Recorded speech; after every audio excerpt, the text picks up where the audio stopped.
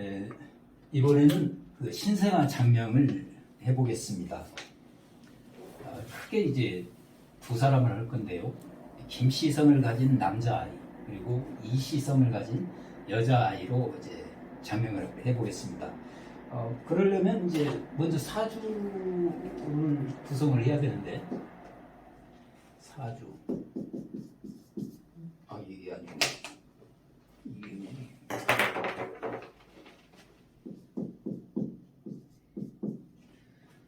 이 사람이 언제 태어났냐? 2022년 9월 4일 10시다. 이걸 이제 만세력을 찾아보면 이제 이렇게 나올 겁니다. 그 이민년, 이민, 거기다가 무신월, 그 다음에 또 경신일, 그리고 시는 이제 신사시가 되겠네요. 신사다, 신사. 이러한 사주를 놓고 이제 이제 사주를 좀 분석을 해보는데요.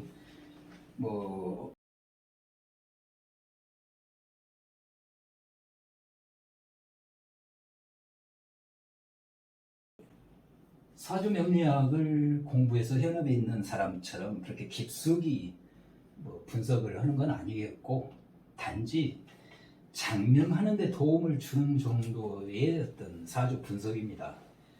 그럼 아까 그 장명을 하기 전에 사상이 이제 음양오행 사상이다. 그 조화로운 사상. 그 음양오행은 이렇게 여러 변화의 과정을 겪고 이렇게 순환을 하는 것. 이 변화라는 말이 상당히 어려운 말입니다. 이게 우리는 일상용어로 쓰고 있지만, 예를 들어서 이제 물극이 변이고 물생이 화다. 어떤 사물이 이렇게 극단으로 이렇게 치닫는 것, 또 바위가 깨져서 돌이 됐다. 이것이 변이죠. 화는 이렇게 H하고 O가 합쳐가지고 H2O 물이 된다. 이게 화죠.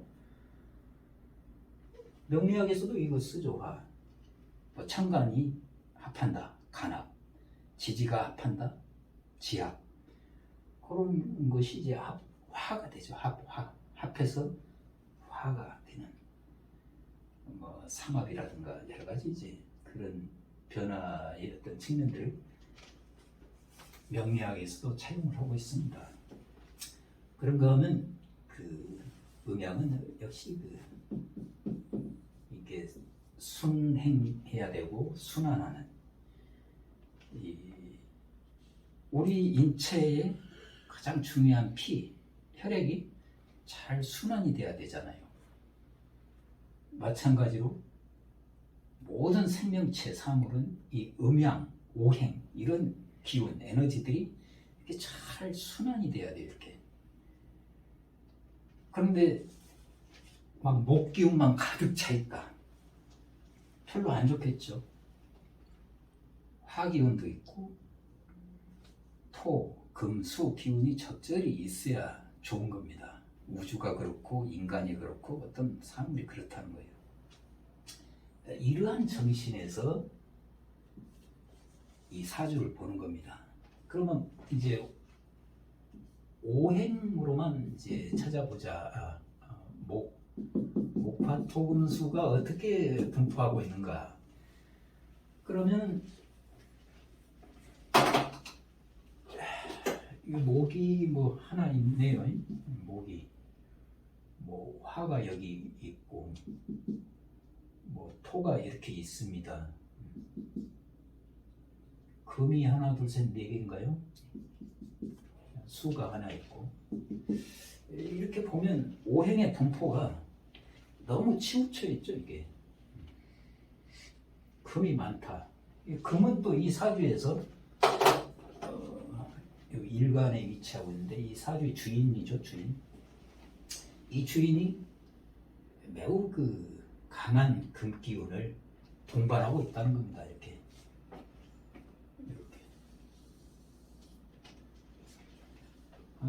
그리고 이제 이 사주가 이제 매우 그 신강하다라는 표현을 하게 되는데, 이제 신강 신약을 어떻게 볼 것이냐는 여러 가지 이론이 있을 수 있습니다. 가장 이제 초보자 이론으로 간단하게 소개하자면, 인비가 있으면은 이 식재관보다 인비가 많다. 그러면 좀 신강하다라고 보는 겁니다. 대신 인비는 적고 식재관이 많다. 그러면 좀 신약하다. 이렇게 우선 살펴볼 수가 있습니다. 이 사주 역시 인비보다는 식재관이 많기 때문에, 인비가 많기 때문에 신강하죠. 신강합니다, 이게. 그러면 신강하면은 뭔가 좀 약화시켜야 되겠죠? 이런 것을 이제 그 업강부약이라 해가지고 정치권에서도 그런 용어를 좀 쓰고, 또 우리 명리학에서 이제 용신 잡을 때 5가지 방법이 주로 소개가 되고 있죠. 그 억부용시라는 말을 씁니다. 억부. 강한 것은 억제하고, 뭐 약한 것은 좀 이렇게 도와준다, 부추긴다, 협조해 주는 거죠. 더 붙여주는 건데. 그리고 이제 뭐 조용신이라고 해가지고 너무 금수로 싸늘하다 그러면 좀 목화로 좀 따뜻한 기운, 그 반대도 역시 성립이 되겠고요. 그리고 이제 뭐 병이 있으면 약이 있지 않을까. 그래서 이제 병약용신. 그 다음에 뭐 너무 하나의 기운이 강하면 그것을 너무 억제하거나 너무 뭐 부추하는 것도 좀 그렇다 해서 뭐 전황용신으로 잡는 경우가 있고, 또 요것이 서로 이제 싸우고 있는데, 여기 이제 하나의 기운이 딱 들어가면 이게 아주 그냥 부드럽게 넘어갈 것 같다. 이게 이렇게 소통시켜주는 거, 통관용신이라고 뭐 그런 방법들이 있습니다. 그러나 그 많은 방법을 다 장명할 때 쓰기는 쉽지 않은 일이고, 제가 소개하는 것 중에는 목화 토금수의 어떤 분포도, 이거를 보고 목이 전혀 없다 하면 목을 하나 이름에 넣어보자. 그 다음에 또 이제 골고루 있긴 하는데 뭐 신강신약의 사주가 너무 분명하게 보이면 이렇게 신강할 때는 좀 극을 하자. 특히 이제 이 일간의 경금은 이제 양김이죠. 양금. 그러니까 음이 아니고 양이죠. 양의 금기운. 그래서 양간은 강할 때 이제 설보다는 좀 극으로 오는 것이 좋지 않냐. 설계한다는 거죠.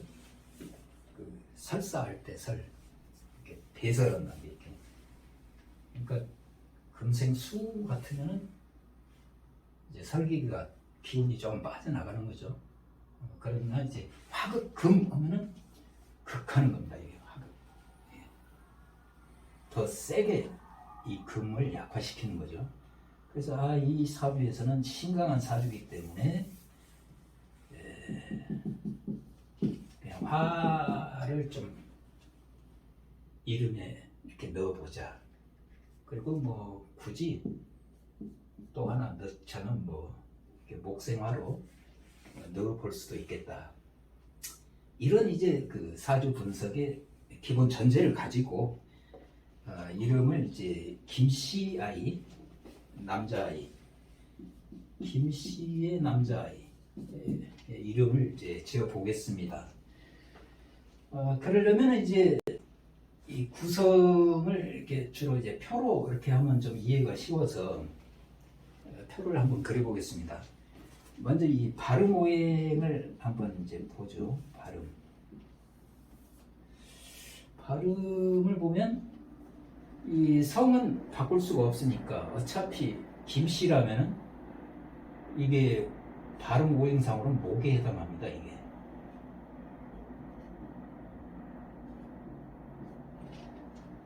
그러면 이 우리 글자의 자음과 그 오행 배속은 어떻게 되느냐라는 데 대해서 이론이 좀 갈리고 있어요.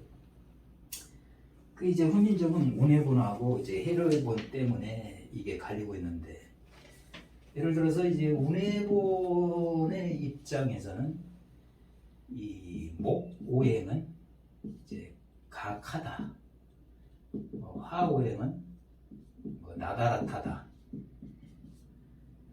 토 오행은 아하다, 그 다음에 금 오행은 사자차다, 그 다음에 수 오행은 마법하다. 이렇게 이제 각 자음을 오행에 배속을 시켜보는 겁니다. 그런데 이제 해를본에서는 약간 달리 보고 있어요. 이 목화는 같고 이제 토수가 바뀌어 있어요. 이 토오행이 이제 마법하다. 그리고 여기 이제 수오행이 아하다. 이 정도로만 이제 이렇게 바뀌어 있습니다. 이렇게.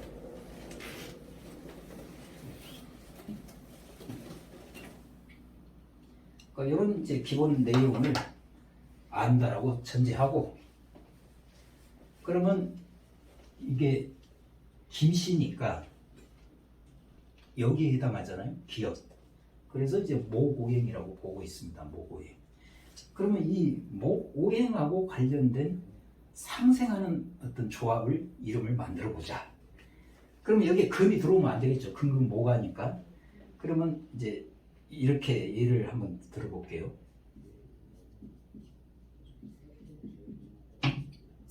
자, 이러면 이제 이름은 이제 첫 글자가 수오행이고 마지막 글자가 금오행이라고 한다. 그럼 발음 오행의 상생상극이 맞다 이거예요. 금생수, 수생복 이렇게 되죠.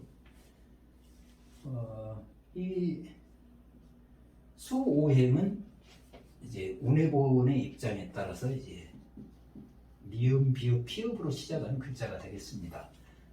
금오행은 이제 시옷, 지읒, 치읓이 되겠고요. 이렇게 이제 발음 오행을 일단 한번 그 선택을 해보는 겁니다. 이 조합을 이렇게 뭐 목수금이 아니라 뭐 목수수 뭐 해도 되겠고, 또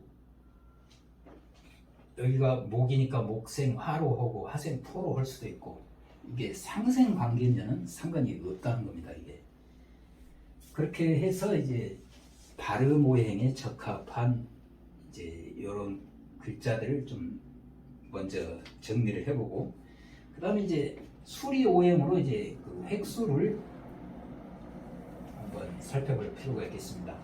자, 김씨니까 이거는 획수로 어떻게 되죠? 하나, 둘, 셋, 넷, 다섯, 여섯, 일곱, 여덟 획이죠. 8획이 됩니다.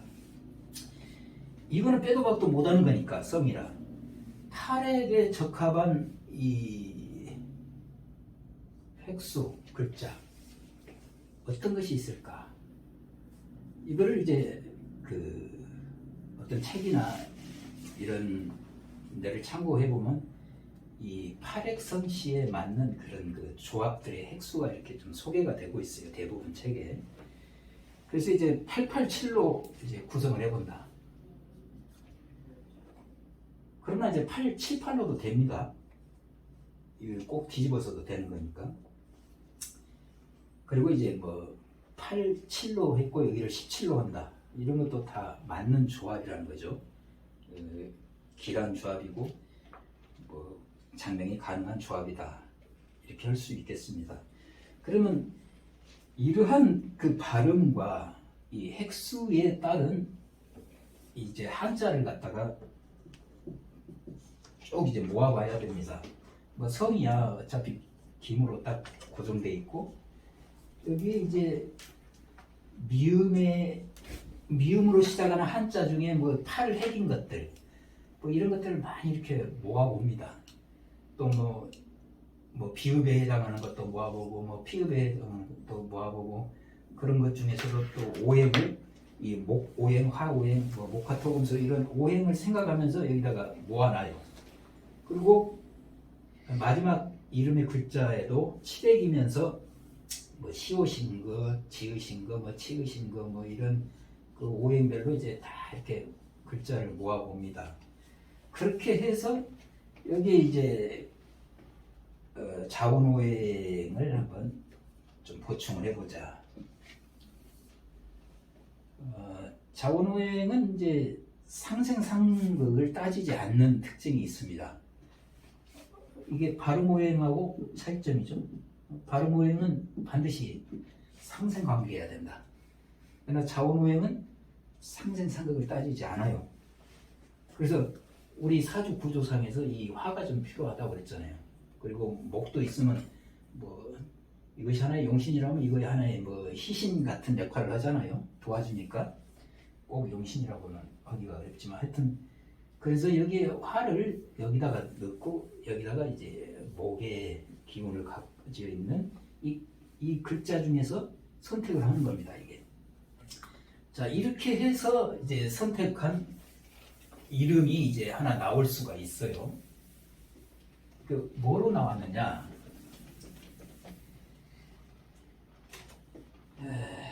이제 김민재라는 이름을 도출을 했습니다. 김민재. 자 그러면 요것이 이제 제대로 들어맞았느냐? 다른 오행상으로 보니까 이게 김이니까 목이잖아요.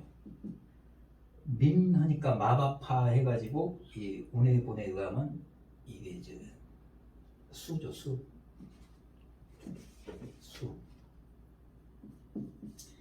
재 하니까 사자차에서 금이 되겠습니다. 그래서 목수금 요게 맞는다는 거예요. 획수도 이게 8액이고 이것도 8액이에요. 하나, 둘, 셋, 넷, 다섯, 여섯, 일곱, 여덟. 그 다음에 요거는 이제 7액이 될 겁니다. 하나, 둘, 셋, 넷, 다섯, 여섯, 일곱. 자. 그리고 이제 또 음양으로 봐도 이제 887은 이게 양으로 이제 구성이 돼 있죠. 제대로. 당연히 이렇게 맞는 것을 이제 선택을 한 겁니다. 그리고 이 이름에서 이제 사주 분석 결과 화오행을 보충하자 한 것이 여기에 있습니다. 화가 이름의 첫 번째 글자에 화오행을 갖는 그런 글자를 선택해서 이름을 지은 겁니다. 이게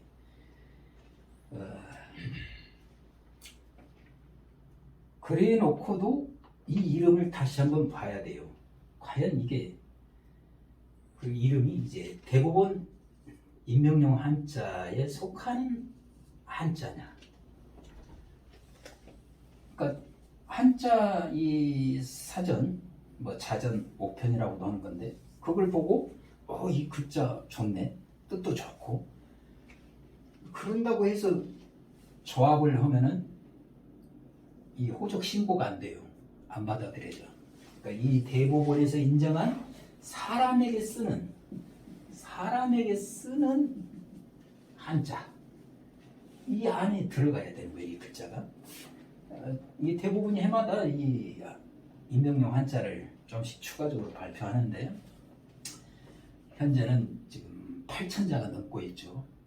이제 꽤 많은 글자 우리가 잘 보지 못하고 쓰지 않는 글자도 많이 들어와 있습니다. 그만큼 우리 국민들이 이제 다양한 글자를 가지고 이름을 지을 수 있는 그런 폭을 넓혀주는 그런 역할을 하고 있습니다. 그러면 대부분 임명용 한자에만 맞으면 끝나냐? 그게 아니에요.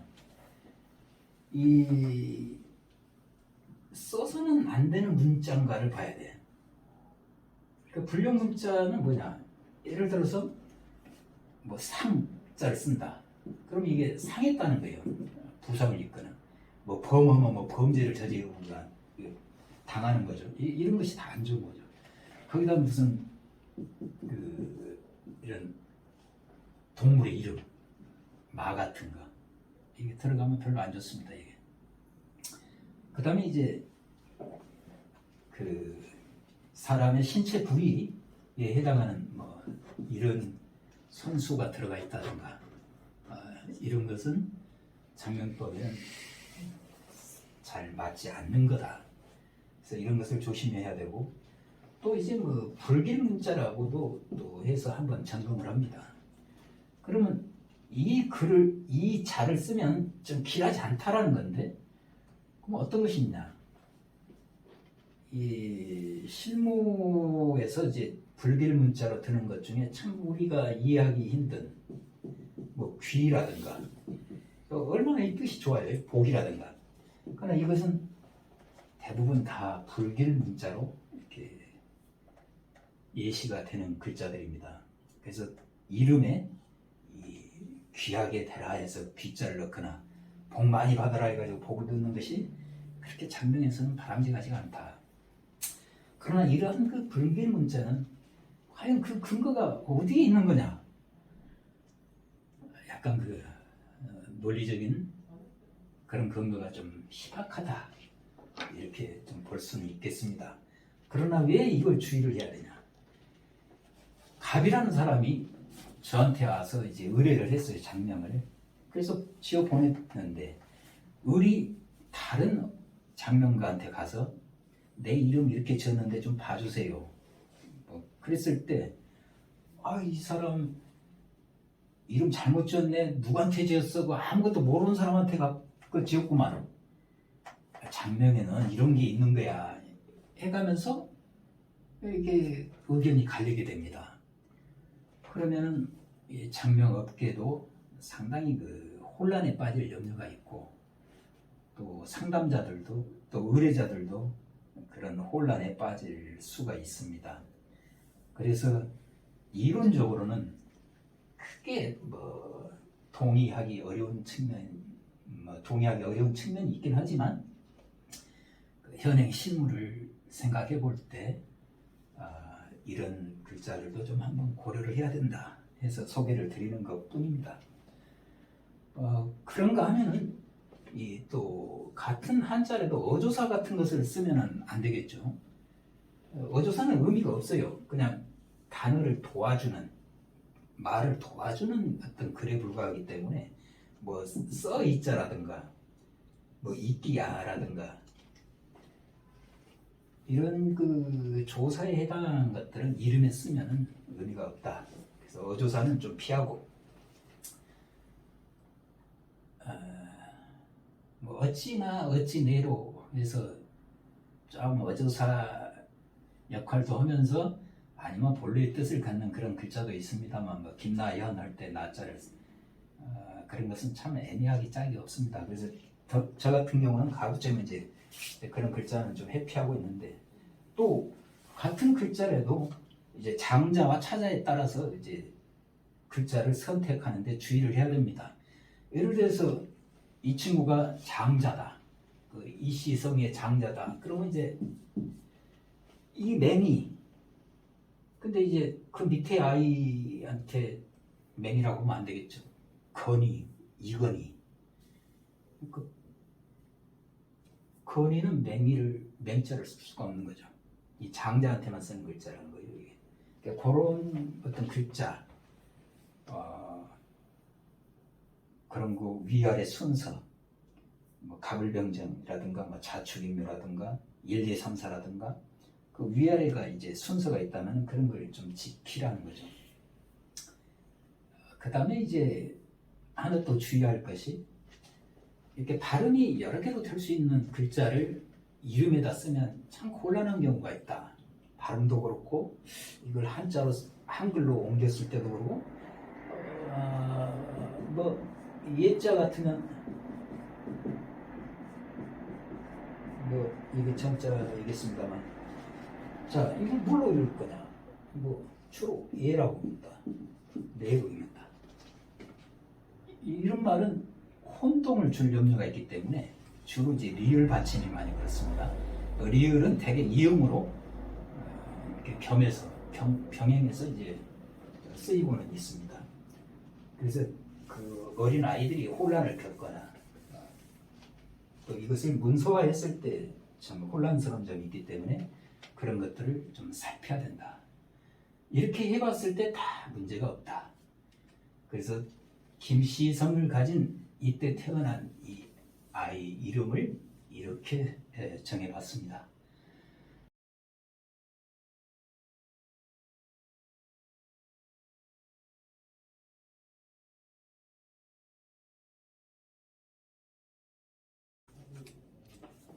그러면 이번에는 이제 이런 사주를 가진 그 이시성을 가진 여자아이로 이름을 지어보겠습니다. 이시.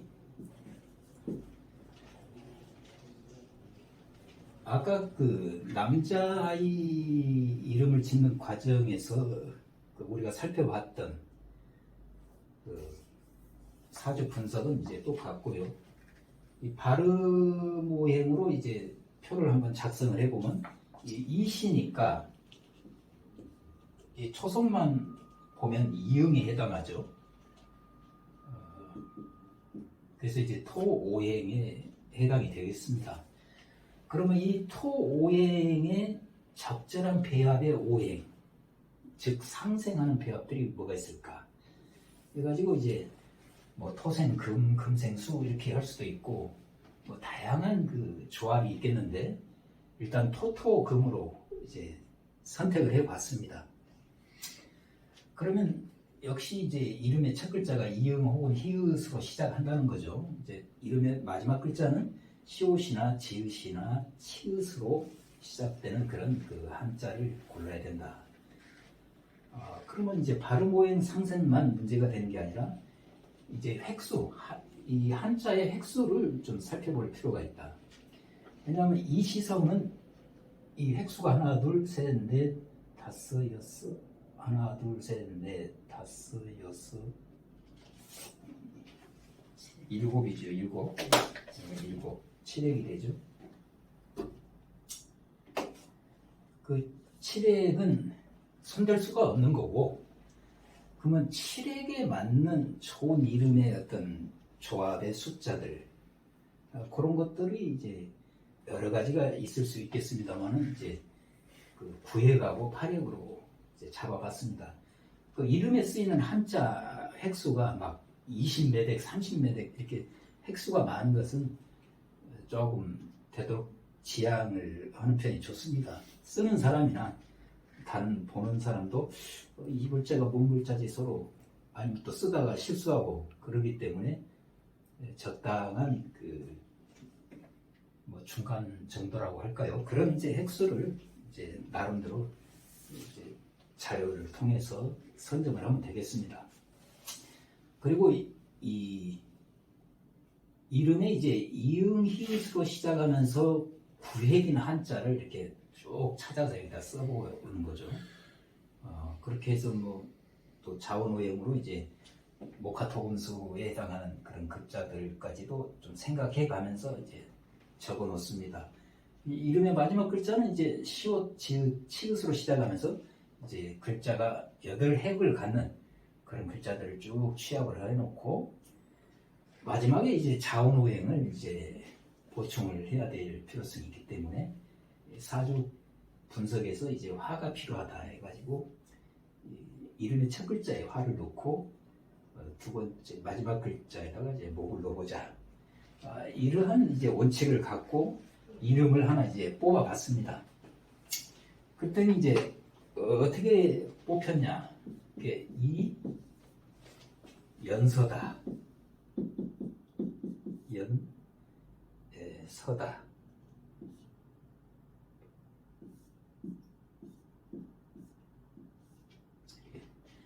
이게 이제 넘친다, 뭐 넘치려자, 뭐 펼서자 이런 건데 뜻은 좀 큰 무리가 없죠.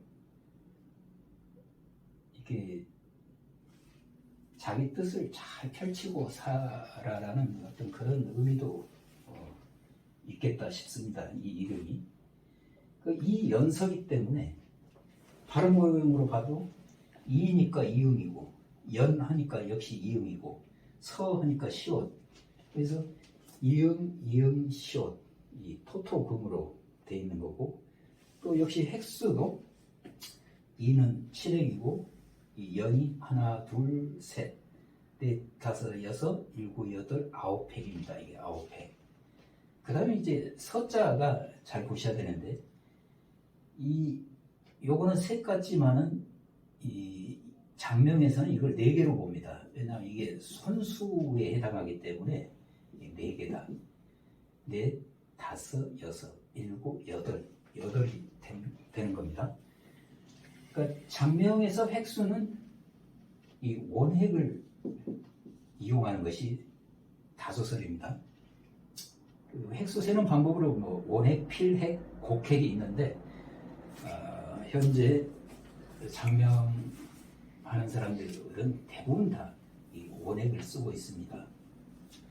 대신에 이제 이름을 지어놓고 획수를 설명할 때 나는 이 원획의 입각에서 이 서자가 이 팔획으로 이렇게 나와 있다라는 것을 알아주시라.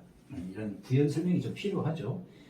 이 장명장 같은 거 발부할 때 여기에 이제 이름 쓰고 뭐 획수로 7, 9, 8 했는데 이 사람이 집에 가서 사전을 딱 찾아보니까 이게 사전에는 8획으로 나와, 7획으로 나와 있는 거예요.